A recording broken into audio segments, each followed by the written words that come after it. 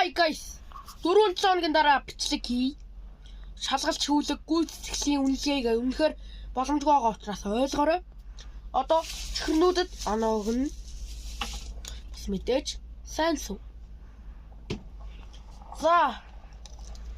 Би эхлээд кивитэй шоколадын чихэр дийгчлээ. Би бүгдийг нь амар гэд зармыг нь задлсан байхгүй бүгдийг нь биш.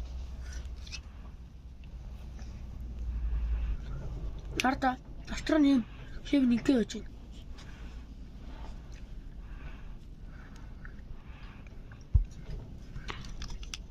Энэ гайгуултай. Гэтэ хэд нэлөө юм байна. 8 оноо. За. Боди. За.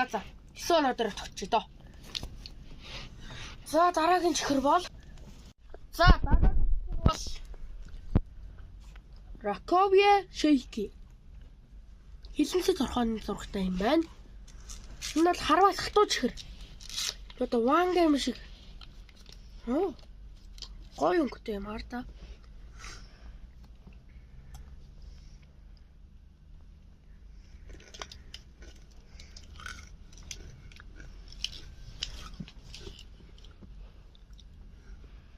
Боромтой юм байна. Энэ надад таамаглалснаас гоё чихэр шүү. 9 оноо. За. Анана. За хамбургацтай юм байна. Мэдээс юм аа.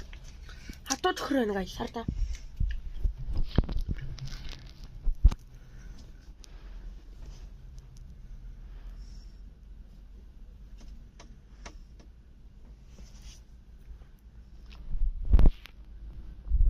Үнэхээр хамбаргацтай дүүр амтгсан гоё чихэр байлаа. Энэнд би 9 оноо өглөө. 9 оноо. За, нэр би бол үнэхээр өндөр оноо өглөө. Өөрөө чихэр нь дуртай гэж хэлэх үү. За одоо хамгийн сүүлчийн юм аа.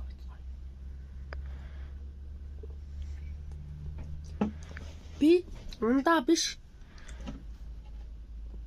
Тараг суудаг. Тийм ээ.